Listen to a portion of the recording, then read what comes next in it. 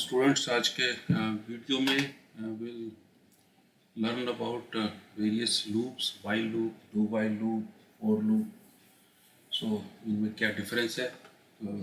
ये बहुत critical JavaScript की कंडीशनिंग्स जो आप नॉर्मल लैंग्वेज में पढ़ते हैं बाकी, लेकिन इसमें भी ये यूज़ होती है। तो जस्ट फोकस करिए इसमें आप कैसे कंडीशंस लगाएंगे। तो सबसे पहले हम वाइल कंडीशन, वाइल लूप है ये आप देख सकते हैं। वाइल तो वाइल के बाद सिंटेक्स रहता है, उसकी कंडीशन देते हैं that I is equal to 3। अगर ये ट्रू होती है तो एग्जीक्यूट करता है, अगर ये फॉल्स होता है तो ये कंडीशन बॉडी एग्जीक्यूट हुई। ये बॉडी पार्ट है, ये इसका कंडीशनिंग पार्ट है।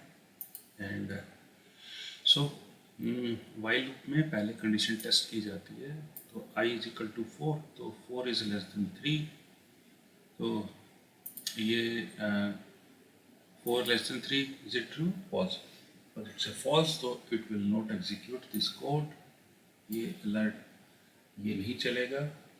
लेकिन अगर हम i इज इक्वल टू 3 करते हैं, while i is equal to 3 हमने कंडीशन लिया while i, इट मीन्स कि ये ट्रू है, क्योंकि नंबर 1 2 3 जितने भी हैं, 0 को छोड़ के जैसे 0 हो जाएगा नंबर तो ये फॉल्स हो जाएगी। तो देन ये it will come out of this loop। So because 0 is also number 0 is always is a false condition। Why I equal to 3, तो 3 है, 3 is true, अलर्ट आएगा, 3 2 1 प्रिंट होगा। उसके बाद ये डिक्रीमेंट होती जाएगी वैल्यू जैसे, तो डिक्रीमेंट होने के बाद जैसे ही कंडीशन फॉल्स आएगी लूप से बाहर आ जाएगा। दूसरा एक वाइल में तो कंडीशन पहले टेस्ट की जाती है, लेकिन एक डू वाइल कंडीशन, एक डू वाइल लूप लगती है जिसमें एक बार एटलीस्ट कंडीशन कोड चलता है और उसके बाद कंडीशन टेस्ट होती है। जैसे लेटर से i इज इक्वल टू 3, तो अगर ये लूप लगाई है do let hello i minus minus, तो ये तो एक बार तो एग्जीक्यूट होगी, i माइनस माइनस किया, while i is greater than 3। तो जैसे ही i, क्योंकि i की वैल्यू यहाँ पे माइनस हो गया तो 2 आ गई, तो ये कंडीशन फॉल्स हो जाएगी, तो ये come out of this loop आ जाएगा। So this is it will always do while में एक बार आपकी कंडीशन, एक बार लूप हमेशा इटरेट होती है, चलती है, और उसके बाद टेस्ट की जाती है तब। तो ये आपको ध्यान रखना है वाइल और डू वाइल में क्या डिफरेंस है। वाइल में कंडीशन पहले टेस्ट की जाती है एंड डू वाइल में कंडीशन जो है लास्ट में एक कंडीशन, एक बार ये पहले एक बार एटलीस्ट वंस ये लूप चलती है और उसके बाद टेस्ट की जाती है। सिमिलरली देन फॉर लूप में ये वेरिएबल इनिशियलाइजेशन है, इसका सिंटेक्स है, उसके बाद सेमी कॉलन है, फिर देन टेस्ट कंडीशंस हैं। ये टेस्ट कंडीशन है i is equal to less than 3, and then ये आपका एक्सप्रेशन है। यहाँ पे आप कुछ भी वैल्यू डाल सकते हैं। तो जैसे i प्लस प्लस किया तो वैल्यू बढ़ रही है। तो ये लूप्स आपने पहले करी हुई, बट नहीं किया तो let us try to understand. ये i को 0 किया एंड i लेस, यहाँ पे टेस्ट करेगा, एंड i प्लस प्लस किया तो अलर्ट i करेंगे। अब ये फिर उसके बाद वैल्यू बढ़ती जाएगी, पहले लूप चला फिर दूसरी लूप चली, तो i की वैल्यू बढ़ेगी, i 1 2 3 होगा। तो जैसे ये कंडीशन फॉल्स हो जाएगी i लेस देन 3, तो ये अभी तक 0 है, 1 2 तक चलेगा, जैसे 3 आ जाएगा तो i की वैल्यू जैसे 3 आ जाएगी then it becomes, this condition becomes false and it will come out of this loop. So आप अगर इसको पहला इनिशियलाइज पहले बाहर कर दें i इज इक्वल टू 0, तो आप यहाँ पे भी ये लेट i लिखने की जरूरत नहीं है। यू कैन यहाँ पे आप इसको सेमी कॉलन से ब्लैंक छोड़ सकते हैं एंड ये टेस्ट कंडीशन आप दे सकते हैं, एंड बाकी सब वैसा ही है तो ऐसे चलेगा। सिमिलरली अगर आप इंक्रीमेंट वाला ये भी ये छोड़ देते हैं तब भी ये पहली और लास्ट वाली कंडीशन तब भी ये लूप चलेगी वही 3 बार। आई आपने 0 कर दिया, इंक्रीमेंट अपने आप आई ऑटोमेटिकली कर देगा, तो अलर्ट i प्लस प्लस कर ये आपकी वैल्यू प्रिंट होती जाएगी। तो अगर आप सेमी कॉलम से ये दोनों सेमी कॉलम के बाद ये पहली ये वाली और सेकंड ये वाली वैल्यू छोड़ भी देते हैं, स्किप भी कर देते हैं, तब भी ये लूप चलती रहेगी, बस आपको कंडीशन लगानी है। लेकिन ये आपको ध्यान रखना है कि आपको सेमी कॉलम जरूर लगाना है, तभी उसको लूप में समझ में आएगा। तो ये स्टैंडर्ड्स हैं। और अगर आप इसमें कोर में अगर ये कुछ भी कंडीशन नहीं लगाते हैं, ना कंडीशन लगाते हैं, then it will go as a infinite loop, infinite में चला जाएगा और ये रिपीट होता जाएगा, तो ये आपकी लूप में चलती रहेगी। सो दिस इज,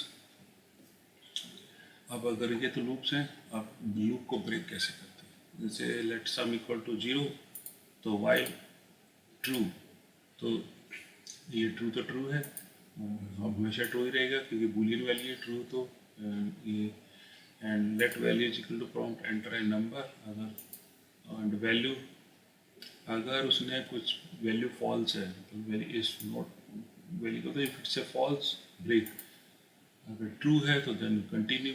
अगर आप कोई नंबर डालते जाएंगे 3 4 हर बार जैसे नंबर डाला तो वो चेक करेगा वैल्यू इज फॉल्स, अगर क्योंकि आपने नंबर डाला कुछ 0 से ग्रेटर देन बड़ा डाला है तो वो उसको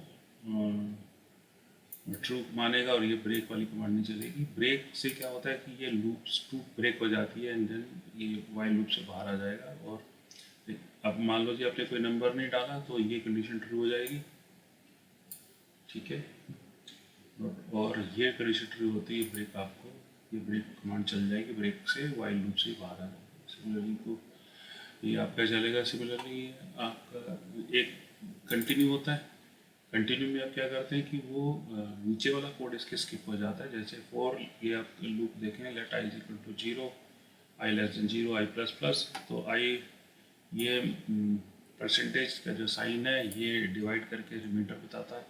तो जैसे आप यहाँ पे हम ऑड नंबर प्रिंट कर रहे हैं, तो ऑड नंबर कैसे प्रिंट हो रहा है, अप टू 10 तक ऑड कौन से हैं, तो I equal to 0, I less than 10, I plus plus, तो कंटिन्यू अगर तो ये 2 से डिवाइड हो जाता है, 2 से मतलब आई परसेंटेज 2 से डिवाइड होने के बाद अगर वैल्यू 0 आती है, जो पूरा एग्जैक्टली 2 से, इसका मतलब ये है ये 2 से ये नंबर जो आ रहा है अगर वो 2 से डिवाइड होके उस 2 से डिवाइड हो जाता है पूरा, तो then we will continue. Continue का मतलब ये है कि ये नीचे वाली लाइन नहीं चलेगी और फिर से ये लेकिन आइट्रेट होगा, ये फिर से नेक्स्ट नंबर पे पड़ेगा।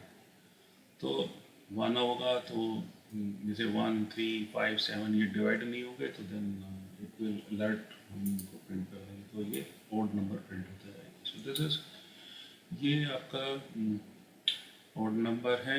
एंड सिमिलरली आपके पास ये जैसे ये लूप का आप लेबल लगा सकते हो, 2 फॉर लूप है, ये आउटर है, ये फॉर लूप है, let I is equal to 0 3 plus एक आउटर है, इसके एक इनसाइड इसके लूप है, इस ये जो ये वाली फॉर लूप है ये इसके इनसाइड है, let J is equal to 0 J, तो आप लूप इनसाइड लूप लगा सकते हैं। तो लेट इनपुट प्रॉम्प्ट करेंगे वैल्यूज एट कोऑर्डिनेट्स, आपने वैल्यूज पूछ रहे हैं, आपने प्रॉम्प्ट किया और इनपुट पे अगर ये फॉल्स आ जाती है कंडीशन, जैसे आपने कुछ जैसे आपने 0 डाल दिया या कुछ आपने ब्लैंक छोड़ दिया, तो जैसे ही कंडीशन ट्रू होगी मतलब इनपुट में आपने कोई वैल्यू नहीं डाली और ये कंडीशन ट्रू हो जाएगी क्योंकि नॉट इक्वल टू लगा हुआ है ऑपरेटर, मतलब ये ट्रू हो जाएगी, ब्रेक कर देगा। आउटर ब्रेक, आउटर किसको करना है, इसको आउटर को, तो आउटर को ब्रेक करेगा तो ये यहाँ से आउट हो जाएगा। So this is how do you break कैसे करना है। ऐसे switch, let us now learn about switch statement. Switch statement क्या करता है, जैसे let as equal to plus 2, switch में आप एक ही वैल्यू देखते हैं, टेस्ट करते हैं, तो ए की वैल्यू केस करेंगे, केस इक्वल टू अगर 3 है तो 2 स्मॉल, अगर केस इक्वल टू 4 है तो ये आप देखेंगे हर केस के बाद हमने ब्रेक डाली, हर केस के बाद हमने ब्रेक डाली। तो जैसे ही 3 जैसे अगर ये जैसे 4 है तो क्योंकि ए की वैल्यू 4 एग्जैक्टली है तो ये प्रिंट हो जाएगा एग्जैक्टली।